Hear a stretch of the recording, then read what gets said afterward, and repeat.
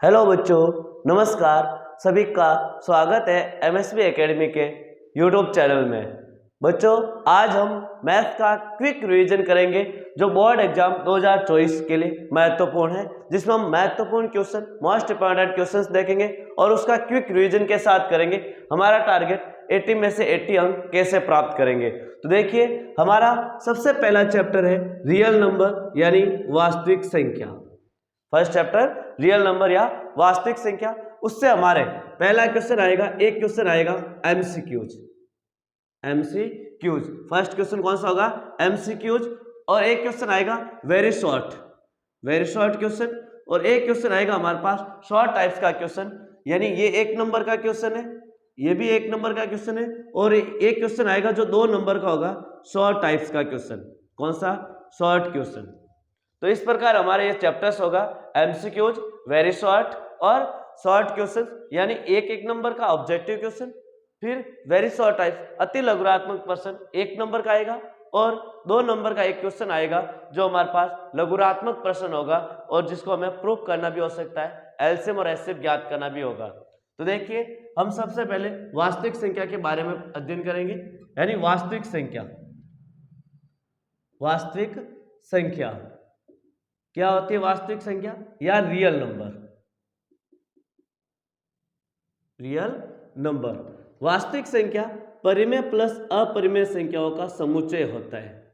परिमेय तथा अपरिमेय संख्याओं का समुच्चय यानी समूह। अपरिमेय संख्याओं का समूह क्या कहलाता है? संख्याओं का समूह वास्तविक संख्या कहलाता है, यानी रैशनल प्लस इरेशनल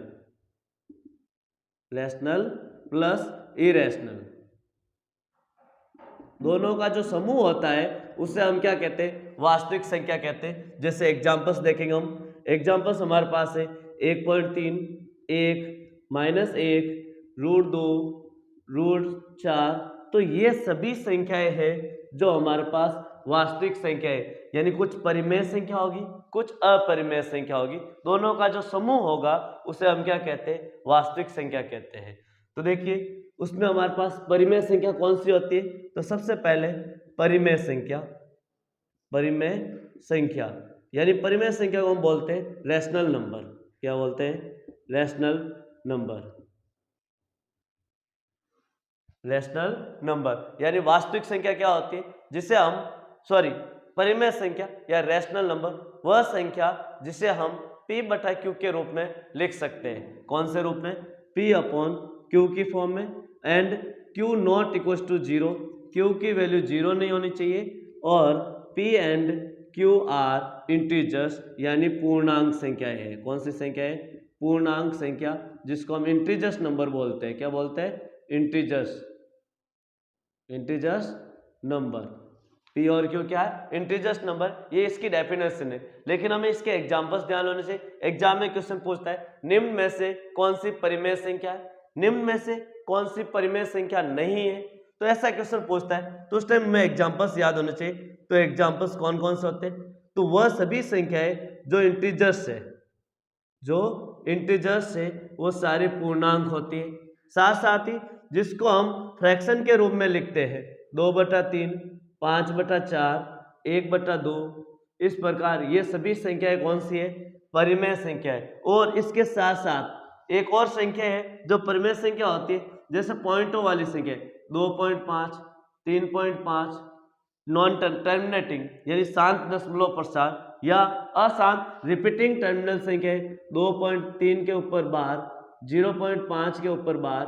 ये सारी संख्याएं परिमेय संख्या रैशनल नंबर है, क्योंकि इन सबको P/Q की फॉर्म में लिख सकते हैं। एक और एग्जांपल, जैसे हम √16 लिखा, तो ये भी एक परिमेय संख्या है, क्योंकि 16 4 का स्क्वायर है और 4 एक क्या है? हमारे पास इंटीजर्स नंबर है, यानी इसको हम रैशनल नंबर बोलते हैं। इसके अपॉन में हम क्या लिख सकते हैं? 1।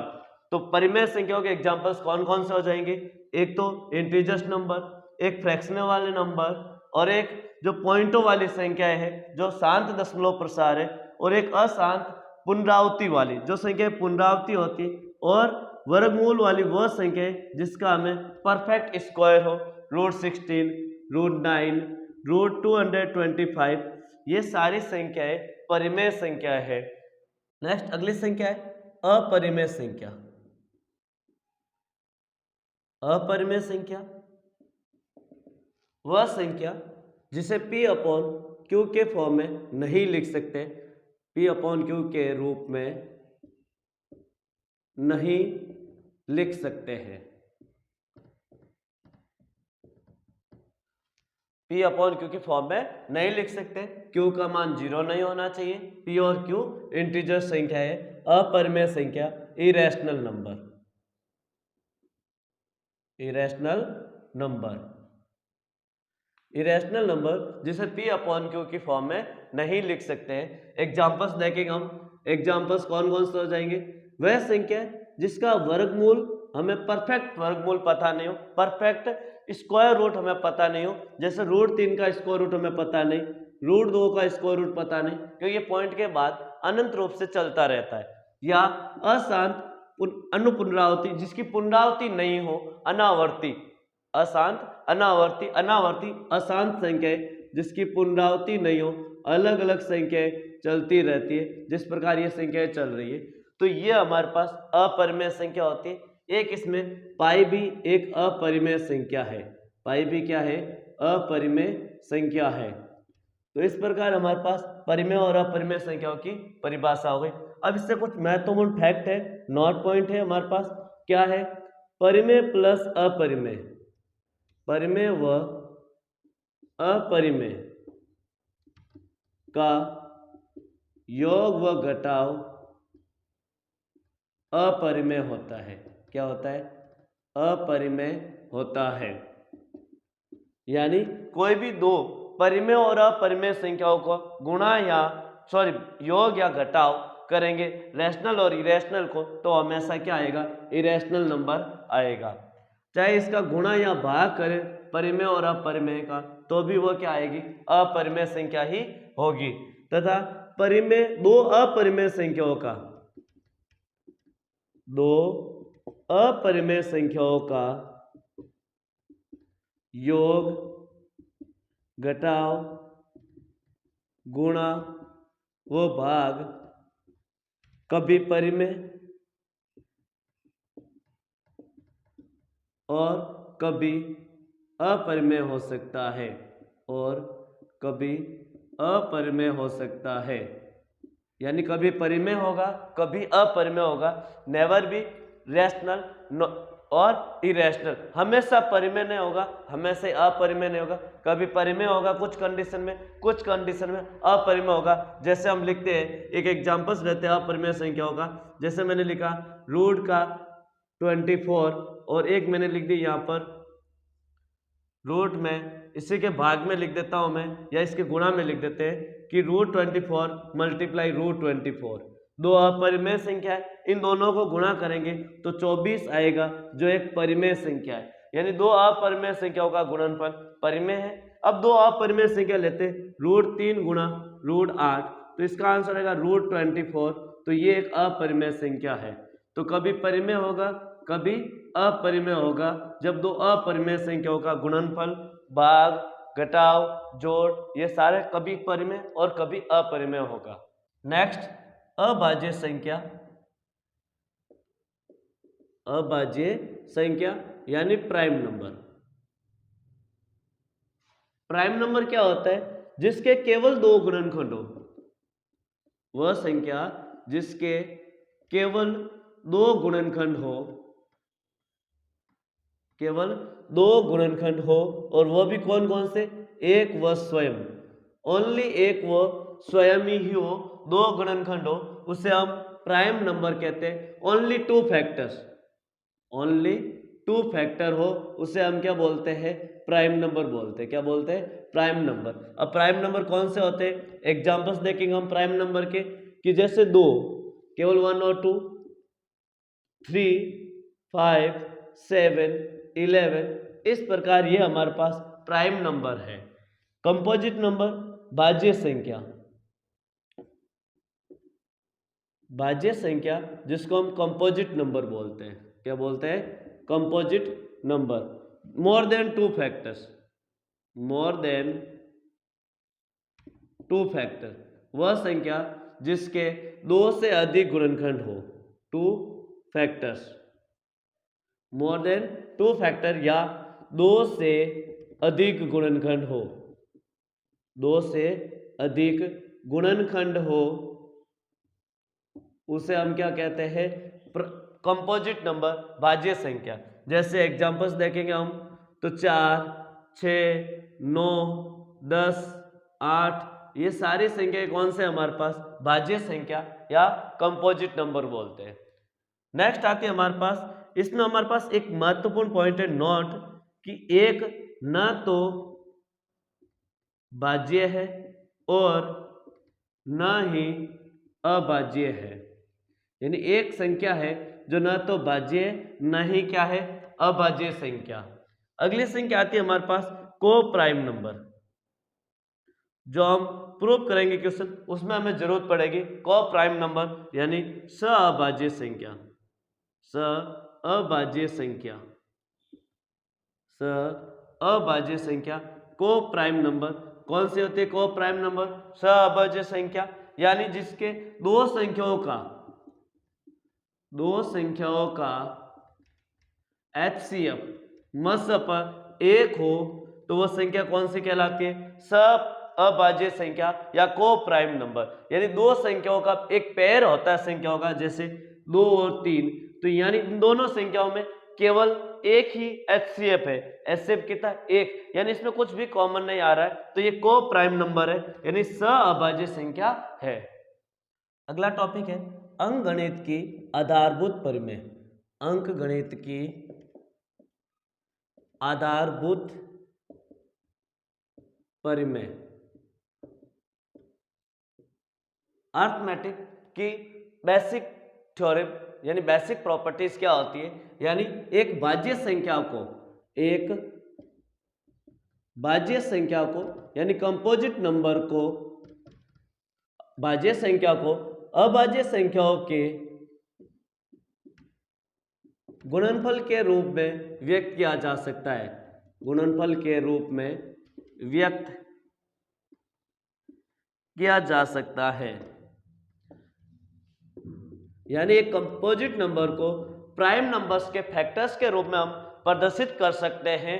यानी आपको पूछता है ऑब्जेक्टिव क्वेश्चन में अंकगणित के आधारभूत परिमेय किसके लिए, प्रोडक्ट, मल्टीप्लाई, गुणन, भाग, एडिशन, सब्ट्रैक्शन, तो हमारा आंसर होगा कि ये गुणनफल के लिए होती है, यानी अंकगणित की आधारभूत परिमेय गुणनफल के लिए होती है। उसके बाद एक हमारे पास फॉर्मूला है, मोस्ट फॉर्मूला, कि एलसीएम और एचसीएफ का गुणनफल, एलसीएम और एचसीएफ का गुणनफल दोनों संख्याओं के गुणनफल के बराबर होता है। जो दो संख्याएं दे रखी है उन दोनों संख्याओं का एलसीएम और एचसीएफ उन दोनों संख्याओं के गुणनफल के बराबर होता है, या हम इसको ऐसे भी लिख सकते हैं, LCM into HCF equal to product of number, product of number संख्याओं का गुणनफल के बराबर होता है। अगला पॉइंट है कि एलसीएम उन दोनों संख्याओं से कभी भी छोटा नहीं हो सकता है, एलसीएम इन दोनों संख्याओं से छोटा नहीं हो सकता है। तो मैं लिख सकता हूं एलसीएम दोनों संख्याओं से, एलसीएम संख्याओं से कभी भी छोटा नहीं हो सकता है, छोटा नहीं हो सकता है, तथा एचसीएफ संख्याओं से बड़ा नहीं हो सकता है, संख्याओं से कभी भी बड़ा नहीं हो सकता है। यानी जो हमारे पास जो संख्याएं दे रखी है उन संख्याओं का एलसीएम उन दोनों संख्याओं से कभी भी छोटा नहीं हो सकता, या तो उसके बराबर होगा या उससे बड़ा होगा, और एचसीएफ उन दोनों संख्याओं से कभी भी बड़ा नहीं हो सकता, या तो उसके बराबर होगा या उससे छोटा होगा। तो कॉन्सेप्ट क्लियर हो गया। अब हम क्वेश्चन की ओर बढ़ते हैं। तो पहला क्वेश्चन हमारा दो संख्याएं 306 और 657 का एचसीएफ कितना दे रखा है, 9 दे रखा है, और आपको पूछा एलसीएम ज्ञात कीजिए। तो हमारे पास एक रिलेशन है संख्या और एलसीएम और एचसीएफ में, यानी फर्स्ट संख्या मल्टीप्लाई सेकेंड संख्या equal to LCM multiply HCF, यानी दोनों संख्याओं का गुणनफल मसप और लसप के बराबर होगा। तो हम यहाँ लिख देते हैं, पहली संख्या कितनी है हमारे पास 306, दूसरी संख्या कितनी है 657, बराबर एलसीएम हमें ज्ञात करना है और एचसीएफ कितना दे रखा है 9 दे रखा है। तो हमने वैल्यू रख दी। अब हम इसको सॉल्व करेंगे तो 9 संख्या हमारे पास गुणा में है तो कहाँ चले जाएगी, भाग में चले जाएगी। तो एलसीएम बराबर 306 गुणा 657, 306 गुणा 657 भाग 9। अब हम 9 का भाग देंगे तो देखो 9 7 63, फिर 2 बचे यानी 9 3 27, 9 7 63 और 9 3 27, 9 का भाग 7 बार और फिर 2 रिमाइंडर बचेगा 9 3 27। अब हमारे पास आंसर आया 306 गुणा 73। अब इसको हमें गुणा करके क्या लिखना है, इसका आंसर लिखना है कितना आएगा। तो इन दोनों संख्याओं को हम गुणा करेंगे तो हमारा आंसर आएगा 22 33 8। कितना आएगा जब हम दोनों संख्याओं को गुणा करेंगे तब 22 33 8 आएगा। नेक्स्ट क्वेश्चन हमारे पास अभाज्य गुणनखंड विधि यानी प्राइम फैक्टराइज मेथड।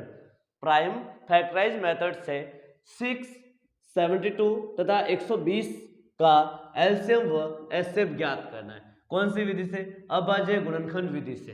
तो हम 6 72 और 120 का अभाज्य गुणनखंड करेंगे तो 6 का अभाज्य गुणनखंड क्या होगा 2 × 3 कितना हो गया 6 हो गया। अब हम इसी तरह से 72 का अभाज्य गुणनखंड करेंगे तो देखिए 72 का अभाज्य गुणनखंड, अभाज्य गुणनखंड इस प्रकार करेंगे हम 2 का भाग दिया 72 में 36 बार, फिर से मैंने 2 का भाग दिया 36 में 18 बार, 2 का भाग दिया 18 में 9 बार और 2 का भाग 9 में जाता नहीं, 3 का भाग दिया 3 बार और 3 का 1 बार। अभाज्य गुणनखंड लेना हमें केवल अभाज्य संख्या है। तो आंसर कितना आया 2 × 2 × 2 × 3 × 3। इसको लिख सकता हूं मैं 2 की घात 1 गुणा 3 की घात 1 और इसको मैं लिख सकता हूं 2 की घात 3 गुणा 3 की घात 2। अब हम 120 का अभाज्य गुणनखंड करेंगे तो 2 का भाग इसमें 60 बार जाएगा, 2 का भाग 30 बार, 2 का भाग 15 बार, 3 का भाग 5 बार और 5 का भाग 1 बार। ये हुआ हमारा अभाज्य गुणनखंड। हमें भाग देते हुए इसका प्राइम फैक्टराइज मेथड निकालना, प्राइम गुणनखंड निकालना है। तो जो हमारे इस प्रकार आया तो मैं लिखूंगा 120 बराबर 2 × 2 × 2 × 3 × 5, यानी मैं इसको लिख सकता हूं 2 की घात 3 गुणा 3 की घात 1 गुणा 5 की घात 1। अब हमें क्या चाहिए एलसीएम और एचसीएफ। तो सबसे पहले हम लिखेंगे एलसीएम। एलसीएम हाईएस्ट पावर लिखनी, इसमें से सबसे बड़ी संख्या कौन सी है तो देखो 2 की घात 1 2 की घात 3 2 की घात 3, तो 2 की घात 3 हाईएस्ट पावर है। फिर देखो 3 की घात 1 3 की घात 2 3 की घात 1 यानी 3 की घात 2 हाईएस्ट पावर लिखनी है। और इसमें देखो 5 है नहीं, इसमें 5 है तो 5 की घात 1। अब इसको गुणा कर दो, 2 की घात 3 8, 3 की घात 2 9 और 5 1। तो गुणा करेंगे 8 × 5 40, 40 × 9 9 चौक 36 यानी 360। तो इसका एलसीएम कितना आ गया 360। अब हमें एचसीएफ निकालना है। एचसीएफ में हाईएस्ट कॉमन फैक्टर, इसमें लोवेस्ट कॉमन मल्टीपल था, हाईएस्ट कॉमन फैक्टर जो दोनों में कॉमन है वो लिखना। तो देखो 2 की घात 1 2 की घात 3 2 की घात 3 यानी 2 की घात 1 क्या है कॉमन है, तीनों में आ रही, यानी मैक्सिमम मिनिमम पावर लिखनी है। सबसे छोटी सी घात 3 की घात 1 3 की घात 2 3 की घात 1 यानी 3 की घात 1। 5 इन तीनों में कॉमन नहीं है तो हम नहीं लिखेंगे, यानी 2 × 3 कितना हो जाएगा हमारे पास 6। तो इसका एचसीएफ हम देखेंगे तो कितना आएगा 6 और इसका एलसीएम कितना आ जाएगा 360। नेक्स्ट क्वेश्चन है निम्नलिखित में से अपरिमेय संख्या नहीं है। आपको क्वेश्चन दे रखा है इसमें से कौन सी संख्या इरेशनल नंबर नहीं है वो पता करना है। तो देखिए इरेशनल नंबर नहीं है इसका मतलब हुआ कि परिमेय संख्या ढूंढनी है। कौन सी संख्या ढूंढनी, परिमेय यानी कि रैशनल नंबर। क्या नंबर ढूंढना है, रैशनल नंबर। क्वेश्चन को पढ़ना है, क्वेश्चन अभी आप अपरिमेय संख्याओं को देख लोगे, नहीं को नहीं समझा तो कल गलत हो जाएगा। क्वेश्चन पूरा पढ़ना है। क्वेश्चन में लिखा अपरिमेय संख्या नहीं है तो देखिए √10 जो परफेक्ट स्क्वायर नहीं है तो हम लिखेंगे अपरिमेय संख्या। कौन सी संख्या है, अपरिमेय संख्या, इरेशनल नंबर। √24 ये भी एक अपरिमेय संख्या क्योंकि परफेक्ट स्क्वायर नहीं है। √35 अपरिमेय संख्या है और √121 11 का स्क्वायर है। इसका मतलब ये कैसी संख्या है? परिमेय संख्या है। कौन सी संख्या है? परिमेय संख्या। हमें क्या पूछा गया कि निम्नलिखित में से अपरिमेय संख्या नहीं है, तो डी ऑप्शन है जो अपरिमेय संख्या नहीं है, बाकी सारी क्या है? अपरिमेय संख्या है। ऐसे कैसे और क्वेश्चन पूछ सकता है हमें कि पाई एक है, पाई एक है, जैसे ऑप्शन मिला आपको वास्तविक संख्या, दूसरा ऑप्शन मिला परिमेय संख्या, तीसरा ऑप्शन मिला आपको अपरिमेय संख्या और चौथा ऑप्शन मिल गया एक व 3 दोनों। तो क्वेश्चन को पढ़ना है। क्वेश्चन कह रहा पाई एक है, पाई क्या है? वास्तविक संख्या है, परिमेय संख्या है, अपरिमेय संख्या है, या 1 व 3 दोनों, यानी 1 और 3 ऑप्शन दोनों। तो देखो वास्तविक संख्या, बिल्कुल वास्तविक संख्या। वास्तविक संख्या क्या होती है? परिमेय प्लस अपरिमेय, परिमेय प्लस अपरिमेय वास्तविक संख्या होती है। तो वास्तविक संख्या पाई है, परिमेय और अपरिमेय चाहे कुछ भी हो तो भी क्या होगी? वास्तविक संख्या। परिमेय संख्या है नहीं पाई, एक अपरिमेय संख्या, यानी ए और 3, 1 और 3 दोनों ऑप्शन सही है, तो हम कहेंगे हमारा 4 नंबर ऑप्शन क्या होगा? करेक्ट होगा। ऐसे कैसे क्वेश्चन बहुत सारे पूछते हैं कि 22/7 क्या है, तो हम बोलेंगे 22/7 क्या है? परिमेय संख्या, क्योंकि इसको हम P/Q के फॉर्म में लिखा हुआ है। मैं पूछता हूं 3 - √7 है, कौन सी संख्या है? तो हम देखें 3 - √7, देखिए √7 दे रखा है, एक परिमेय है एक अपरिमेय संख्या, तो दोनों का माइनस हमेशा क्या होता है? अपरिमेय ही होता है। क्या होता है? अपरिमेय, यानी इरेशनल नंबर। कौन सा नंबर हो जाएगा? Irrational number. यदि मैं पूछूं 3.142857 डैश डैश डैश डैश, ये कौन सी संख्या है? तो हम बोलेंगे ये क्या है? अपरिमेय संख्या है। क्यों अपरिमेय संख्या है? क्योंकि इसका डेसिमल एक्सप्रेशन टर्मिनेटिंग नहीं है, ना ही रिपीटिंग है, तो ये क्या हो जाएगा? अपरिमेय संख्या। दो, हमारे पास पाई से 3 क्वेश्चन पूछता है। पाई एक अपरिमेय संख्या है, 22/7 क्या है? परिमेय संख्या है, और 3.142857 डैश डैश ये एक संख्या कौन सी है? अपरिमेय संख्या। तो इस प्रकार हमें ऑप्शन मिल जाते हैं और पूछते हैं निम्न में से कौन सी परिमेय संख्या है, निम्नलिखित में से कौन सी परिमेय संख्या नहीं है। तो इस प्रकार से हमारे कुछ परिमेय और अपरिमेय से ऑब्जेक्टिव टाइप्स के क्वेश्चन पूछे जाते हैं। नेक्स्ट क्वेश्चन है 144 के अभाज्य गुणनखंडों में 2 की घात है, यानी क्वेश्चन कह रहा है 144 का जो हम प्राइम फैक्टराइज करेंगे उसमें 2 की पावर कितनी होगी? 2 की पावर बतानी ओनली। तो 144 का प्राइम फैक्टराइज कीजिए, कितना आता है? देखिए हम 144 का प्राइम फैक्टराइज करते हैं, 2 का भाग 72 बार जाता है, 2 का भाग 72 में 36 बार जाता है, 2 का भाग 36 में 18 बार जाता है, 2 का भाग 18 में 9 बार, 3 का भाग 3 और 1। तो 144 का प्राइम फैक्टराइज क्या आया? 2 into 2 into 2 into 2 into 3 into 3, यानी हम इसको क्या लिखेंगे?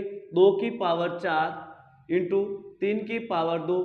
हमें पूछा 2 की घात कितनी है, तो 2 की पावर कितनी है यहाँ पर? 4। तो हमारा आंसर क्या सही होगा? 4 नंबर ऑप्शन सही होगा, यानी जिसमें 4 लिखा होगा वही हमारा आंसर क्या होगा? सही होगा। नेक्स्ट क्वेश्चन है यदि p की घात 2 एक सम संख्या है तो p कैसी संख्या होगी? यानी p का एक ऐसी संख्या है जिसका स्क्वायर करेंगे तो सम संख्या आएगी। तो हमें पूछा जो किस संख्या का स्क्वायर करेंगे तो सम संख्या आंसर आएगा, तो हमारा आंसर क्या होगा? सम संख्या, यानी सम संख्या का स्क्वायर, सम संख्या का स्क्वायर सम होगा और विषम संख्याओं का स्क्वायर विषम होगा, विषम संख्याओं का स्क्वायर विषम ही होगा। नेक्स्ट क्वेश्चन है कि 2 अपरिमेय संख्याओं के बीच, 2 अपरिमेय संख्याओं के बीच, 2 अपरिमेय संख्याओं के बीच कितनी परिमेय संख्या होगी? परिमेय संख्या होगी, यानी कि क्वेश्चन क्या है कि 2 इरेशनल नंबर है उसके बीच कितने रैशनल नंबर होंगे? तो 2 इरेशनल नंबरों के बीच इनफाइनिट अनंत कितने? अनंत यानी इनफाइनिट, अनकाउंटेबल नंबर्स होते, परिमेय संख्या होती जिसको हम काउंट नहीं कर सकते। चाहे दो परिमेय संख्याओं के बीच अपरिमेय संख्या पूछे तो भी अनंत होगी, दो अपरिमेय संख्याओं के बीच अपरिमेय संख्या पूछे तो भी अनंत ही होगा। यानी दो कोई भी दो संख्या है चाहे परिमेय या अपरिमेय तो उनके बीच अनंत ही अपरिमेय संख्या होती और अनंत ही परिमेय संख्या होती, हम काउंट नहीं कर सकते, इतनी परिमेय और अपरिमेय संख्याएं होती है। और सम संख्याओं का स्क्वायर यानी इवन नंबर का स्क्वायर, इवन नंबर का स्क्वायर इवन ही होगा और ओड नंबर का स्क्वायर भी ओड ही होगा। अगला क्वेश्चन हमारे पास, यदि a तथा 18 का एलसीएम 36 है तथा a और 18 का एचसीएफ 2 है तो a का मान ज्ञात करो। यानी एक संख्या a तथा 18 का एलसीएम कितना दे रखा है? 36 और एचसीएफ कितना दे रखा है इन दोनों संख्याओं का? a और 18 का एचसीएफ कितना है? 2 है। तो हमें पूछा a का मान क्या होगा, तो हमने एक फॉर्मूला पढ़ा था एलसीएम इंटू एचसीएफ बराबर first number multiply second number, first number multiply second number. यानी एलसीएम कितना है? 36, एचसीएफ कितना है? 2, पहला नंबर a, दूसरा नंबर कितना है? 18, 18 मल्टीप्लाई में डिवाइड में यानी 36 इंटू 2/18, 18 का भाग 36 में 2 बार, 2 इंटू 2 कितना हो जाएंगे? 4, यानी a का मान कितना आया? 4। तो वो कौन सी संख्या होगी? दूसरी, वो 4 संख्या तथा 18 का एचसीएफ 2 और एलसीएम कितना होगा? 36 होगा। इसी तरह से सेम इसी तरह से इस क्वेश्चन को करना है जिसमें मसब 15 है यानी एचसीएफ 15 और इसका एलसीएम 105 है, उनमें से एक संख्या यानी फर्स्ट नंबर कितना देगा? 5, तो दूसरी संख्या ज्ञात करनी है, दूसरी संख्या यानी सेकंड नंबर क्या होगा। अगला क्वेश्चन, दो संख्याओं 90 व 144 यानी दोनों संख्याएं दे रखी है 90 व 144 और उनका एलसीएम 720 है, एचसीएफ ज्ञात करना। सेम यही फॉर्मूला लगेगा एलसीएम इंटू एचसीएफ बराबर first number multiply second number. LCM 720, LCM कितना है? 720 इंटू एचसीएफ हमें ज्ञात करना है और फर्स्ट नंबर 90 और सेकेंड नंबर 144 है। तो इसको हम सॉल्व करेंगे इसी तरीके से तो हमारे पास इसका आंसर आ जाएगा। तो इस क्वेश्चन का आंसर आप कमेंट बॉक्स में जरूर बताइए कितना आएगा। नेक्स्ट क्वेश्चन है 144 व 198 का एचसीएफ ज्ञात कीजिए। तो देखिए 144 एंड 198 का एचसीएफ निकालना, तो इसका हम प्राइम फैक्टराइज करेंगे तो कितना होगा? देखो 2 का भाग इसमें 72 बार, 2 का भाग 36 बार, 2 का भाग 36 में 18 बार, 2 का भाग 18 में 9 बार, 3 का भाग 9 में 3 बार, 3 का भाग 1 बार। इसी तरह से हम इसमें 2 का भाग देंगे तो हमारा आंसर कितना आएगा? 2 का भाग जाएगा हमारे पास 9 दूनी 18, 9 दूनी 18, फिर 3 का भाग 33 बार, फिर 3 का भाग 11 बार, फिर 11 का भाग 1 बार। इस तरह से इसका हमारा पास प्राइम फैक्टराइज आया और हम इसका फैक्टराइज करेंगे तो कितना आया? 2 की पावर 1 2 3 4, 2 की पावर 4 और 3 की पावर 2, 2 की पावर 4 और 3 की पावर 2। उसी प्रकार 198 का जो हमारे पास प्राइम फैक्टराइज आया वो 2 की घात 1, 3 की घात 2 और 11 की घात 1 है। तो अब हमें एचसीएफ पूछा है, क्या पूछा है? एचसीएफ। तो एचसीएफ क्या होगा? हाईएस्ट कॉमन फैक्टर, यानी जो इसमें से कॉमन आता है वो लेना है। तो इन दोनों में देखो 2 की घात 1 कॉमन आ रहा है और 3 की घात कितनी कॉमन आ रही? 2 कॉमन आ रही। 11 इसमें कॉमन आ नहीं रहा है तो हम इसको लिखेंगे 2 इंटू 3 की घात 2 9, 9 इंटू 2 कितना हो जाएगा? 18। तो इन दोनों संख्याओं का एचसीएफ कितना आएगा? 18 आएगा। क्वेश्चन देखिए, सिद्ध कीजिए कि √3 एक अपरिमेय संख्या। 2 नंबर का क्वेश्चन है जो इस प्रकार का क्वेश्चन पूछा जाएगा। तो देखिए किस प्रकार इसको सिद्ध करेंगे। तो हम सबसे पहले लिखेंगे लेट, यानी माना कि √3 एक परिमेय संख्या है, √3 एक परिमेय संख्या। ये इमेजिन करेंगे हम, क्या करेंगे? इमेजिन करेंगे। माना कि √3 एक परिमेय संख्या है, रैशनल नंबर है, रैशनल नंबर है तो हम लिखेंगे √3 = a/b, √3 = a/b। हम यहाँ लिखेंगे b0 = 0, b 0 नहीं होना चाहिए, ए एंड बी को प्राइम नंबर। कैसे नंबर है? को प्राइम नंबर, सअभाज्य संख्या है। कैसी संख्या है? सअभाज्य संख्या है। यानी दोनों कैसी संख्या है? सअभाज्य संख्या है, यानी इसमें कॉमन कुछ भी नहीं आ रहा है। ए और बी में से कॉमन फैक्टर 1 है, 1 के अलावा कुछ भी कॉमन नहीं आ रहा है। तो हम लिखेंगे यहां पर sorry, a equal to √3b, यानी ये b डिवाइड में था, इधर आया किस में हो गया? मल्टीप्लाई में। अब हम लिखेंगे दोनों तरफ वर्ग करने पर, दोनों तरफ वर्ग करने पर, दोनों side, both side are square, वर्ग करने पर इंग्लिश में लिखेंगे बोथ साइड आर स्क्वायर। तो क्या हो जाएगा? ए स्क्वायर बराबर √3b का स्क्वायर।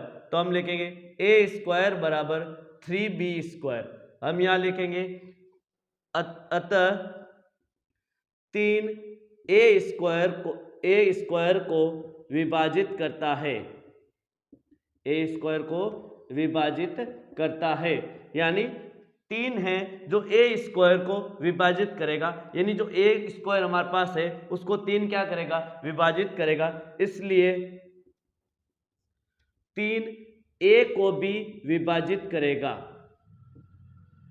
विभाजित करता है। तो हम यह लिख सकते हैं कि a square divisible by 3, also a is divisible by 3। जब कोई भी संख्या का स्क्वायर उस संख्या 3 से विभाजित है तो वह संख्या भी 3 से विभाजित होगी। तो अब हम लिखेंगे नेक्स्ट, अगला स्टेप, माना a इक्वल टू 3c। क्या माना हमने? a equal to 3c। अब लिखेंगे वापस वही, दोनों तरफ वर्ग करने पर, दोनों तरफ वर्ग करने पर, बोथ साइड आर स्क्वायर। तो लिखेंगे ए स्क्वायर बराबर 3 का स्क्वायर और c का स्क्वायर। तो हमारे पास हो जाएगा ए स्क्वायर बराबर 3 3 जा 9c स्क्वायर। 3 का स्क्वायर कितना होगा? 9। अब यह इक्वेशन हम इसको फर्स्ट मानेंगे इसको, और ए स्क्वायर की जगह 3b स्क्वायर लिखेंगे, यानी पुट ए स्क्वायर बराबर 3b स्क्वायर, यानी ए स्क्वायर की जगह 3b स्क्वायर रखने पर तो हमारा हो जाएगा 3b स्क्वायर बराबर 9c स्क्वायर, यानी b स्क्वायर बराबर, ये 3 मल्टीप्लाई में डिवाइड में जाएगा, 9 में 3 का भाग 3 बार, 3c स्क्वायर। तो हम यहाँ लिखेंगे b स्क्वायर 3 से विभाजित है, b स्क्वायर 3 से विभाजित है, अतः b स्क्वायर 3 से विभाजित है, इसलिए b 3 से विभाजित हो, 3 से विभाजित होगा, यानी कोई भी स्क्वायर 3 से विभाजित है तो b भी किससे विभाजित होगा? 3 से। तो अतः हम लिखेंगे कि सॉरी, यानी a है जो 3 से विभाजित है, b भी 3 से विभाजित है, अतः a व b में 3 उभयनिष्ठ गुणनखंड है, उभयनिष्ठ गुणनखंड है, उभयनिष्ठ गुणनखंड है, यानी जो हमने दो संख्याएं इमेजिन किया उसमें a और b में 3 क्या है? गुणनखंड है। जो हमने इमेजिन किया a और b में 3 उभयनिष्ठ गुणनखंड है, तो ये सअभाज्य संख्या नहीं है। कैसी संख्या नहीं है? सअभाज्य संख्या नहीं है। हमने स्टार्टिंग में लिखा था, इमेजिन किया a और b सअभाज्य संख्या है, तो हम यहाँ लिखेंगे a व b सअभाज्य संख्या नहीं है, सअभाज्य संख्या नहीं है, अतः जो हमने कल्पना की है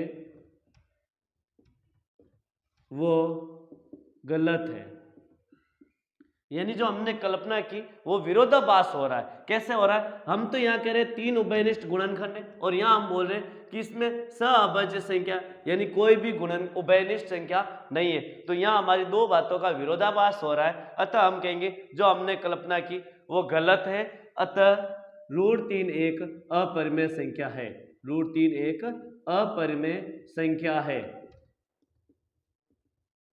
इसको इंग्लिश में लिखने के लिए हम लिखेंगे b square is divisible by 3, also b is divisible by 3 and a and b common factor is 3, यानी ए और बी में 3 क्या है, कॉमन फैक्टर है। तो ए और बी को प्राइम नंबर्स नॉट, यानी ए और बी को प्राइम नंबर नहीं है। तो अतः जो हमने जो इमेजिन किया वो रॉन्ग एडजप्टेशन है, यानी जो हमारा क्या हो रहा है, विरोधाभास हो रहा है। अतः हम कहेंगे जो हमने कल्पना की वो गलत है and √3 is a irrational number. Next types का क्वेश्चन है, सिद्ध कीजिए कि 5 माइनस √3 एक अपरिमेय संख्या है, यानी 5 minus √3 is an irrational number में प्रूव करना है। तो देखिए सबसे पहले हम इसको माना कि 5 माइनस √3 एक परिमेय संख्या है, रैशनल नंबर है। क्या है, rational. Let 5 minus √3 is an rational number, then तो हम इसे, तो संख्या है तो हम इसे P अपॉन Q के रूप में लिख सकते हैं, के रूप में P अपॉन Q के रूप में लिख सकते हैं, क्योंकि ये कैसी है, रैशनल नंबर हमने इमेजिन किया तो इसको हम P अपॉन Q के रूप में लिख सकते हैं। तो हम लिखेंगे 5 minus √3 equals to P upon Q, ये लिखेंगे। अब √3 इधर आ जाएगा और ये संख्या इधर आ जाएगी, तो हो जाएगा √3 equals to P upon Q minus 5 minus P upon Q, यानी ये इधर आएगा माइनस का, ये इधर आते क्या हो जाएगा, प्लस का हो जाएगा। अतः देखो हमने इसको इधर भेजा, इसको इधर भेज दिया। अतः देखो 5P तथा Q, 5P तथा Q पूर्णांक है। क्या है, पूर्णांक संख्या है, क्योंकि हमने देखा परिमेय संख्या, तो P और Q क्या है, P और Q पूर्णांक संख्या है। कैसी है, पूर्णांक संख्या है, यानी इंटीजर्स नंबर है। कैसे नंबर है, इंटीजर्स नंबर, इंटीजर्स नंबर है। क्या है हमारे पास, इंटीजर्स नंबर है। इंटीजर्स नंबर है तो हम ये P अपॉन Q की फॉर्म में है। इंटीजर्स नंबर क्या होते हैं, रैशनल नंबर होते हैं। तो हम लिखेंगे इसलिए 5 माइनस P अपॉन Q एक परिमेय संख्या है। क्या है, परिमेय संख्या है, रैशनल नंबर है। क्या है, रैशनल नंबर है। तो √3 भी एक परिमेय संख्या होगी, परिमेय संख्या होगी। क्या लिखा मैंने कि ये परिमेय संख्या है तो ये भी परिमेय संख्या होगी, लेकिन हम जानते हैं कि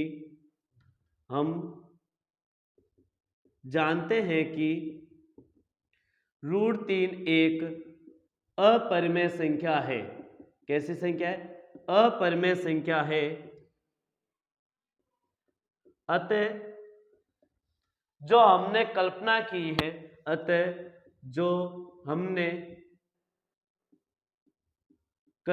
की है, वो गलत है। क्या है, कल्पना की है वो क्या है, गलत है, गलत है। अतः 5 माइनस √3 एक अपरिमेय संख्या है, एक अपरिमेय संख्या है। जो हमने इमेजिन किया वो क्या है, रॉन्ग है। तो ये क्या हो जाएगा, इरेशनल नंबर, यानी √3 भी एक रैशनल नंबर होगा जब ये रैशनल है। तो लेकिन हमने जो इमेजिन किया, यानी हम जानते हैं कि √3 एक रियल में क्या है, इरेशनल नंबर है। तो जो हमने इमेजिन किया वो रॉन्ग है, क्योंकि दोनों का विरोध हो रहा है। तो जो गलत है इसका मतलब ये क्या हो जाएगा, एक हमारे पास अपरिमेय संख्या होगी। इसी तरह से दो टाइप्स के क्वेश्चन है, दो पैटर्न हो गया। पहला पैटर्न √3 वाला और दूसरा पैटर्न ये। बाकी केवल बीच वाला पोर्शन चेंज होगा, बाकी सारी चीजें क्या रहेगी, सेम रहेगी। इस तरह से फर्स्ट चैप्टर से संबंधित सारा कॉन्सेप्ट क्लियर हो गया है। अब हम नेक्स्ट क्लास में, एक ही क्लास में हम सेकेंड चैप्टर कंप्लीट करेंगे। तो आपको इसकी पीडीएफ के लिए, यानी महत्वपूर्ण क्वेश्चन की पीडीएफ के लिए मेरे टेलीग्राम लिंक को जरूर ज्वाइन कीजिए, जो आपको इसके डिस्क्रिप्शन बॉक्स में जरूर मिलेगा।